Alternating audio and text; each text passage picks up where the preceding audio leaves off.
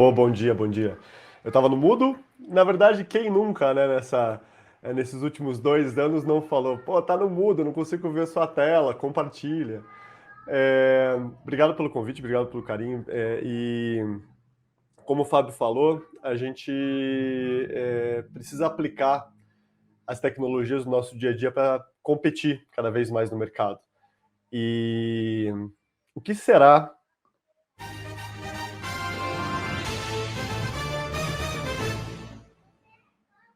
lá em 2020, 2032, 2033, o que será que a gente vai ver no jornal de notícias relacionando com tecnologias que estão sendo aplicadas no dia a dia? Uma das coisas que eu posso garantir para vocês é que eu não vou dar uma fórmula para vocês de como vocês aplicarem essas tecnologias, mas eu vou tentar principalmente colocar uma mensagem na cabeça de vocês que as tecnologias estão aí, elas são muito fáceis de aplicar.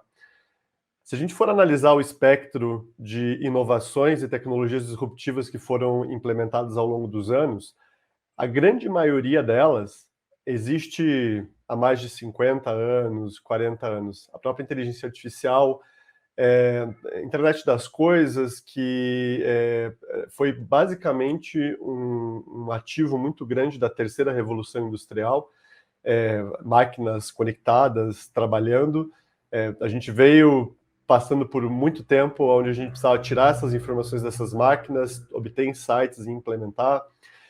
Robotização de processos, RPA. Se você não utiliza hoje na sua empresa ou na sua vida pessoal, você está se tornando menos eficiente no mercado. Existem aplicações gratuitas para você otimizar o seu dia a dia, no browser, por exemplo, do Google Chrome. Como existem também ferramentas para você otimizar grandes processos de negócio manual. A grande sacada, há alguns anos, a gente vem falando, eu falei isso no começo do ano passado, que nos próximos 2 anos, ou seja, 2020 e 2021, muitos líderes de inovação iriam rodar nos cargos das empresas. Ia ter um turnover alto, porque a gente passou por uma grande promessa de inovação, e até a McKinsey escreveu um artigo sobre isso, que se chama o Vale do Purgatório dos Protótipos, onde muitas empresas entregavam protótipos e não conseguiam escalar a sua inovação.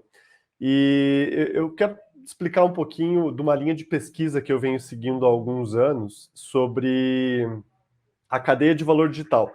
O que é a cadeia de valor digital? Ela se trata basicamente das tecnologias que vão aparecendo e vão se interconectando. Então, a gente tem que ter em mente que quando uma tecnologia aparece e se implementa no mercado, desculpem, ela segue todo um processo de adoção. Existem os inovadores, os entrantes iniciais. Minha filha, infelizmente, estamos no home office, né? Fecha, por favor. O home office tem disso, né? E os entrantes iniciais passam para a grande maioria dos grandes entrantes, e essa tecnologia ela acaba sendo adotada em grande escala. Então, quando ela começa já pelos inovadores a ser identificada com um valor potencial, ela já se enquadra numa conexão entre as outras tecnologias. Então, quando a gente olha a internet das coisas, o Gartner mesmo falou por muito tempo que em 2022, 2023, nós teríamos bilhões de dispositivos conectados.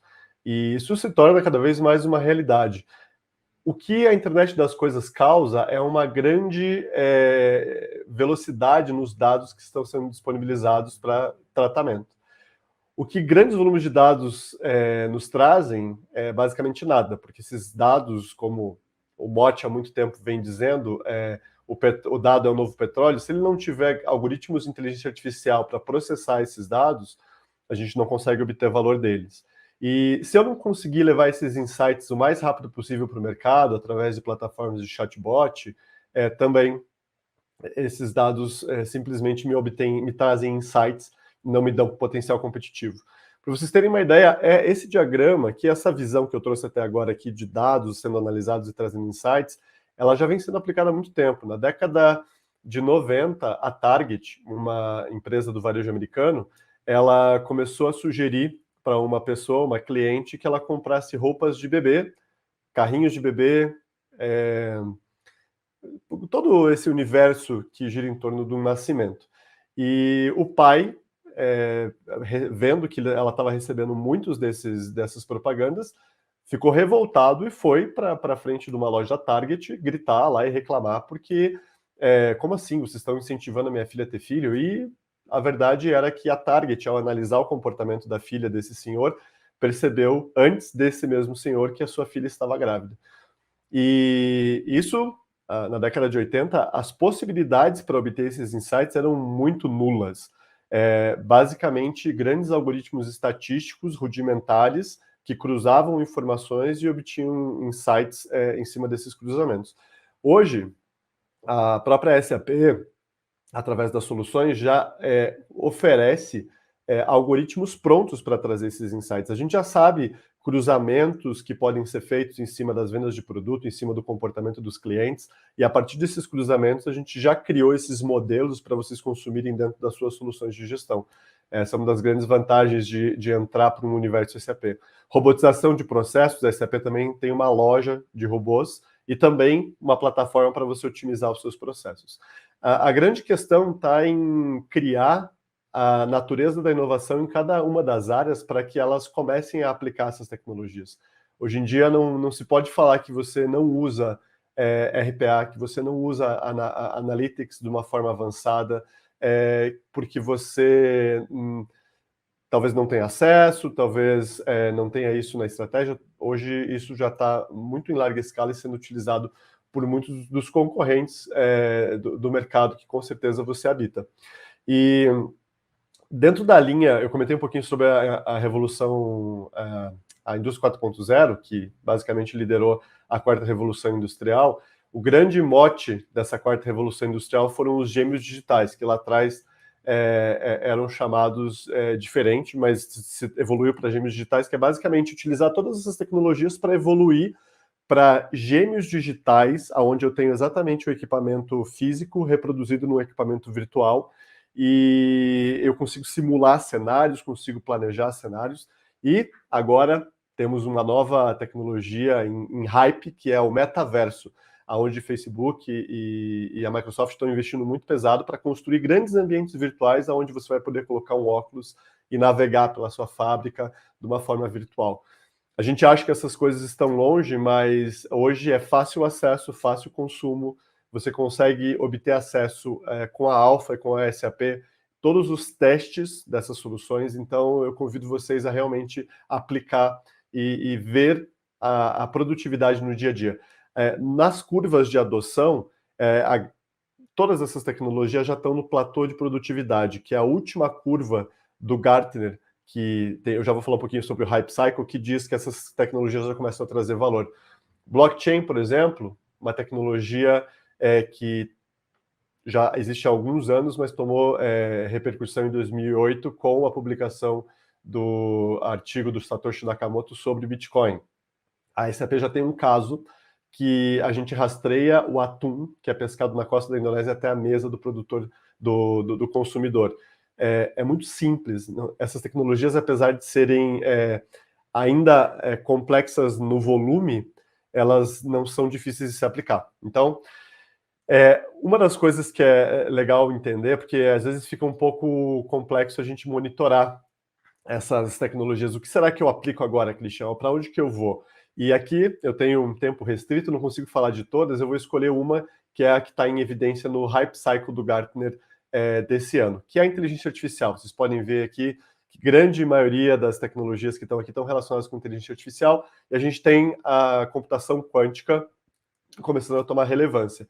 E da inteligência artificial, a gente já sabe que ela é super utilizável, mas a gente esquece como utilizar ela, porque a gente tem ela no nosso celular com reconhecimento facial, a gente utiliza quando a gente tira uma foto e já identifica, por exemplo, a face, o próprio celular já faz isso. Já existem várias aplicações, mas dentro do nosso negócio, às vezes a gente acaba esquecendo de aplicar. Quando eu faço consultoria com algumas empresas, eu tento encontrar em cada área como a gente pode utilizar, por exemplo, em conciliações numa área fiscal, em conciliações numa área contábil, em otimizações de carga, como a SAP fez no ano passado. A SAP tem um laboratório em São Leopoldo de inovação. A gente fez um caso de otimização de carga utilizando machine learning. O machine learning e a inteligência artificial são basicamente reproduções de comportamento ótimos em uma larga escala para auxiliar na decisão.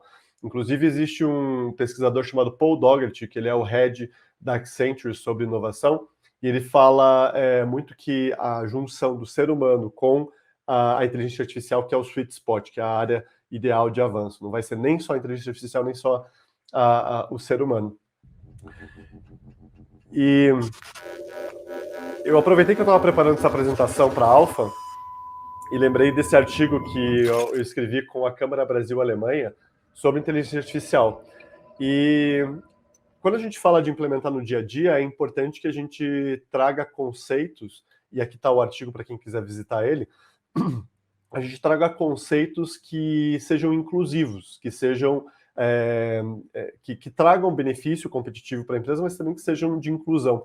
Eu trago sempre o exemplo que a gente acha que isso acontece lá em 2023, 2033, mas uma pessoa foi presa há alguns anos nos Estados Unidos pelo reconhecimento facial do algoritmo de inteligência artificial, que foi treinado de uma forma incorreta e acabou identificando uma pessoa como a pessoa que cometeu um crime, e a pessoa perdeu o emprego, perdeu o trabalho, perdeu o emprego, perdeu a esposa, foi meio que marginalizado da sociedade por causa do algoritmo de inteligência artificial. Então, quando a gente vai aplicar essas tecnologias, a gente tem que pensar de uma forma inclusiva, e eu vou trazer alguns desses pontos aqui. E acho interessante que a SAP, ela sempre está conectada com esses objetivos. Então, se você quer acelerar a sua agenda de sustentabilidade com ESG, você quer acelerar a sua transformação digital, com a Alpha e com a SAP, você consegue garantir que isso seja menos custoso para você e você precisa investir menos em grandes desenvolvimentos, em grandes testes. Vamos falar um pouquinho sobre... Aqui tem um pouquinho do meu histórico. Da mesma forma que a pessoa foi presa lá nos Estados Unidos, aqui, se alguém reconhecer a foto aqui do Christian lá de 20 anos atrás e do Christian de agora, se treinar errado o algoritmo de machine learning, não quero ser confundido com ninguém, porque eu posso ser duas pessoas completamente diferentes. É interessante a gente trazer aplicações que estão sendo feitas. Como eu comentei com vocês, está disponível para todo mundo essas soluções. E a inteligência artificial, basicamente, se você informa um grande volume de informações para ela, ela pode fazer o que você quiser. Eu acho interessante esse filme, Sun Spring, que ele foi construído, alimentaram ele com vários algoritmos, vários scripts de ficção científica, de filmes, e ele fez esse curta-metragem só com inteligência artificial e é terrível. Mas vale a pena vocês darem uma olhadinha para ver até onde a tecnologia está sendo aplicada. É interessante também, hoje em dia está sendo muito aplicado a inteligência artificial para a construção de e-mails de copywriting. Também não saem e-mails muito bons, mas a gente vê uma crescente muito grande à frente a isso. Falando um pouquinho sobre inovação, eu comentei com vocês sobre essa questão da ética, né? E eu acho que a ética não é só a ética, é a questão de produtividade também. Sempre gosto de trazer esse caso. Esse é o teclado QWERTY, que todos vão ver aí no seu teclado, na sua frente. Ele foi um teclado inventado há mais de 100 anos atrás para atrasar em até 70% um digitador comum. Você acredita nisso? Uma pessoa criou esse teclado porque os digitadores estavam travando as máquinas, e daí ele fez uma disposição de teclas que ficavam tão longe uma das outras, no volume normal de digitação, para não travar a máquina, que para vender máquinas mais rápido, que ficou até hoje. Então, imagina, a gente está há mais de 100 anos sendo atrasado pelos nossos teclados porque uma inovação saiu errado. E esse é um dado que a McKinsey sempre evidencia. 84% dos líderes querem transformar as suas agendas de inovação, de transformação digital, mas só 6% conseguem. E isso acontece por quê? Porque acabam propondo esse tipo de produto sem olhar o mercado corretamente, sem entender o que está sendo feito. Acaba virando um protótipo no vale dos purgatórios dos protótipos. Esse cartão é um cartão que foi lançado por uma empresa, um cartão inteligente que cabia mais de 10 cartões aqui, que você podia trocar pelo botãozinho, quando já existia NFC dentro do celular. Ou seja, a empresa não analisou direito o ecossistema, a sua estratégia de inovação estava errada, e ela provavelmente gastou milhões num produto que nem saiu para o mercado. E a gente acha que só os concorrentes, só quem não olha direito para o mercado pode estragar alguma linha de estratégia, mas eu acho que a gente pode fazer algumas coisas erradas ainda se a gente não tomar cuidado. Dá uma olhada nesse exemplo aqui. Playing jazz. Playing jazz. Smoothie. Making smoothie. Calendar. No meetings today. Remember, dentist at 9:30. Fire off. Fire off. Open door. Door open. And we're gonna do one more. Ah. Open door. Wrong voice command. Open door. Wrong voice command. Open. Open door. Repeat that. Open door. I didn't understand that. Hey, open door. Play on the floor. Get over the door. Open the door. Wrong voice command. Error. Hey, there. With a rock. Open door. Open door. Coisas que precisamos nos preocupar. E a gente sempre olha isso de uma escala maior. What time is it? Mas e se você tivesse que trabalhar com o iPhone 3GS? Até se eu tivesse presencialmente com vocês, eu iria dar um telefone, um 3GS. Eu comprei um telefone desse. Para qualquer coisa que vocês conseguissem pedir no iFood, eu pagava. E quando a gente olha aquela tecnologia ali, a pessoa chegando em casa, se comunicando com o assistente virtual, eu mesmo comprei um assistente virtual para os meus pais, que são mais de idade, e eu percebi que eles começaram a se relacionar com aquela assistente virtual. Eles falam bom dia, boa tarde, boa noite, e até um dia que a minha mãe começou a pedir umas músicas e tinha dado um problema na minha conta e trazia outras músicas e foi uma confusão. E eles não conseguiam se encontrar até que foi atualizado lá e deu certo. Então essas tecnologias elas estão muito fáceis hoje em dia, mas a gente vai sofrer alguns percalços. Teve uma empresa, eu estou em Curitiba agora, e que eu fiz um projeto recentemente sobre a implementação dessas assistentes virtuais nas salas de reunião para interagir com as pessoas. Então, você mesmo, em casa, consegue, com conectores, montar assistentes virtuais. E a própria SAP já oferece conectores, inclusive o chatbot ele é gratuito para testes, é o Recast.ai. Também tem o Conversational AI, na verdade, se vocês procurarem por Conversational AI, no Google aparece lá a plataforma Trial. Vocês conseguem conectar direto o RP de vocês para dentro da empresa, para fora da empresa, conectar com processos, pedir o status das ordens de venda, pedir o status dos pedidos de compra, muito simples. Eu mesmo criei um robô super fácil. Eu também criei, o meu background é técnico, mas assim, eu não mexo com parte técnica há muito tempo. E eu criei um botãozinho da Amazon, que se chamou Amazon Dash, que você conecta direto dentro do SAP. Então você pode colocar numa linha de produção para saber algum tipo de status ou de problema, você pode colocar, como a própria Amazon usa, colocar na casa do seu cliente, para que a hora que ele aperte, ele já emita uma ordem de venda para a sua empresa. E um Amazon Dash custa R$45, foi o que eu paguei. E para conectar, todas as plataformas são gratuitas e estão aí disponíveis para você testar. Então, não tem muita desculpa para a gente não fazer. Quando a gente olha isso, geralmente quando eu falo com líderes das empresas, falar dessas implementações, às vezes isso afasta um pouquinho, porque parece que a gente tem essa complexidade da TI na cabeça ainda de projetos complexos. Mas se a gente pega um telefone desse para usar no dia a dia, a gente vê o quanto a nossa produtividade cai.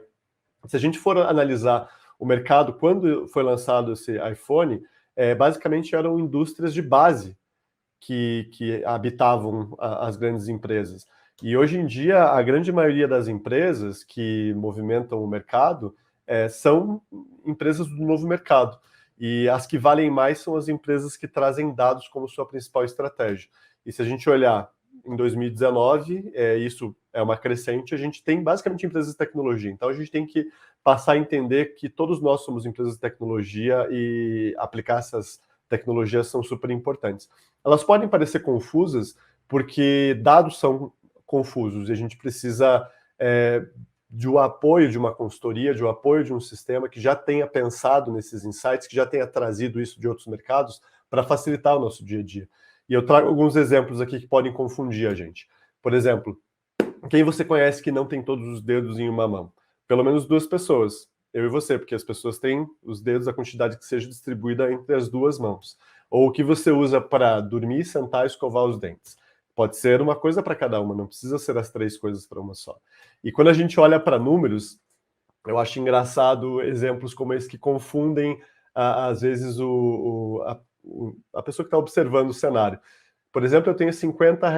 Se eu gastar 20, eu vou permanecer com 30. Se eu gastar 15, eu vou continuar com 15. Se eu gastar 9, eu vou continuar com 6. E se eu gastar 6, eu vou ficar com 0. Mas e por que aqui a soma dá 51 e aqui a soma dá 50? É claro que isso aqui é uma pegadinha matemática, mas é porque toda a construção que a gente olha, dependendo de como a gente olha, pode levar a uma decisão incorreta. Por isso que é importante se basear e utilizar algoritmos prontos para acelerar essas transformações digitais. Eu roncava muito e quando eu fui para o Japão, eu tive a plena certeza de que todas as nossas experiências levam à criação de soluções diferentes. E é por isso que é importante, quando a gente for pensar em soluções, trazer pessoas de fora, convidar consultores, convidar parceiros para que eles tragam outras perspectivas.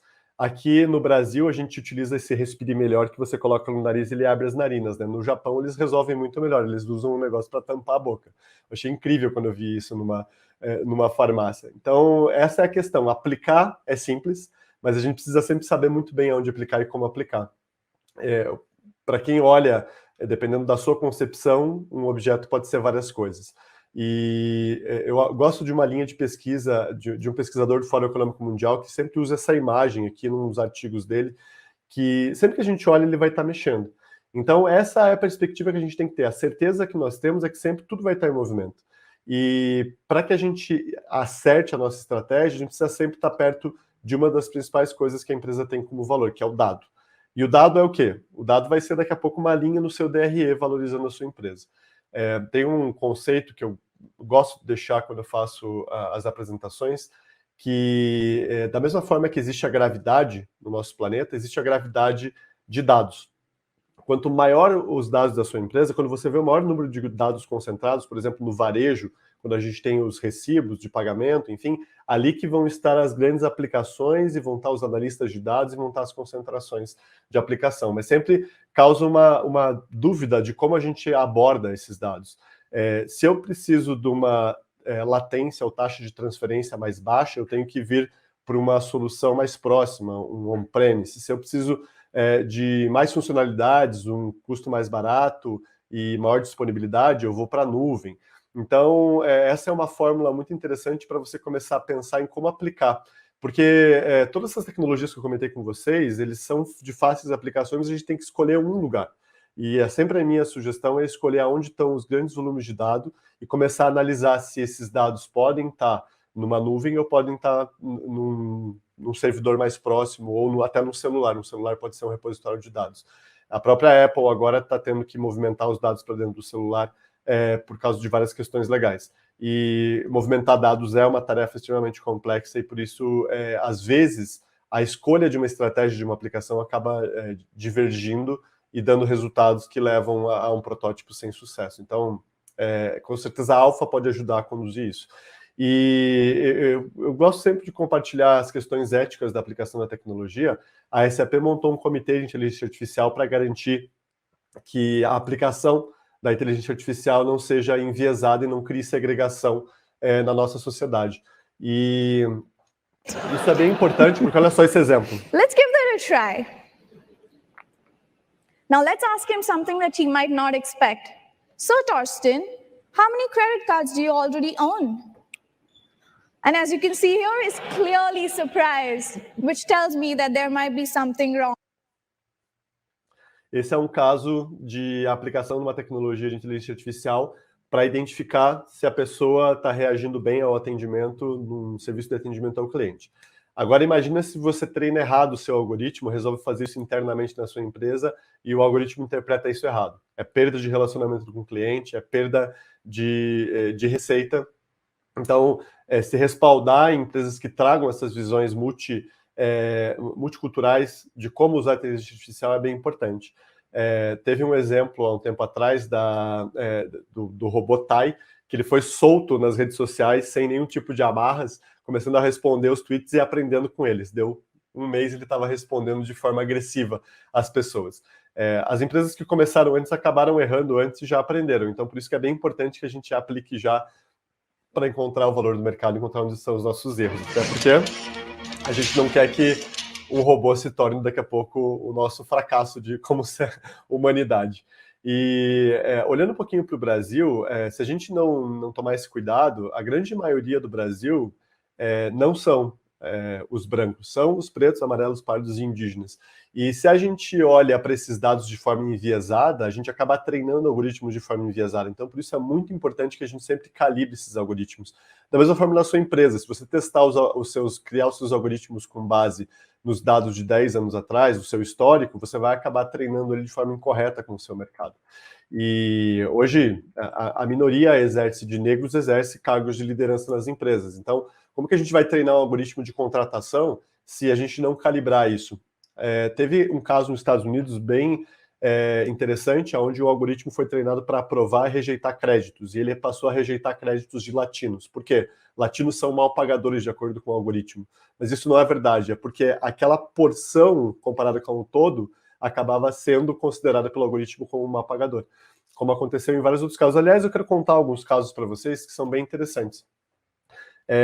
A inteligência artificial do Face App, ele foi treinado só com pessoas brancas, e quando tirava foto de uma pessoa negra, ele deixava ele mais branco para ficar mais bonito.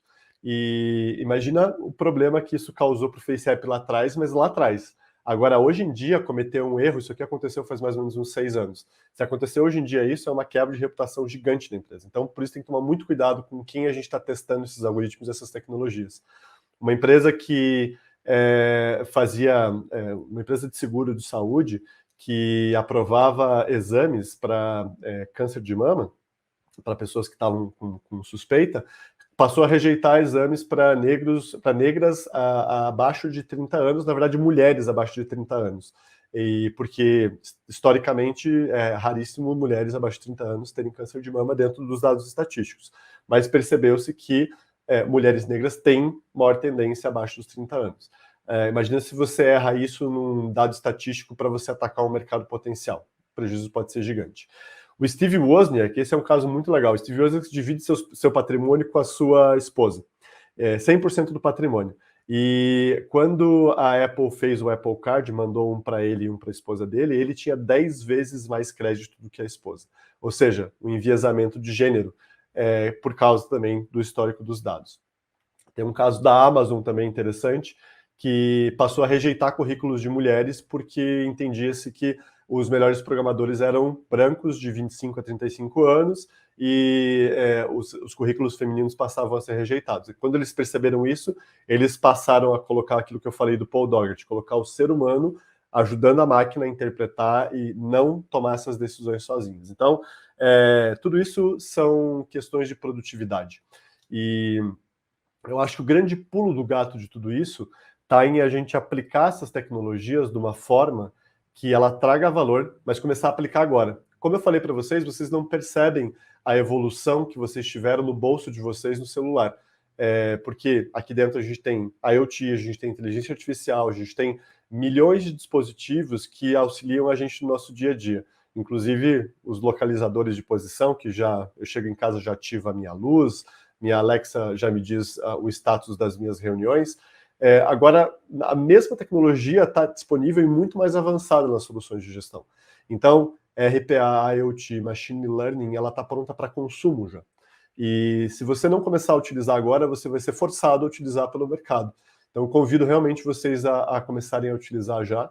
E nem que vocês precisem, aí posso trazer até o Keanu Reeves para ajudar vocês. E...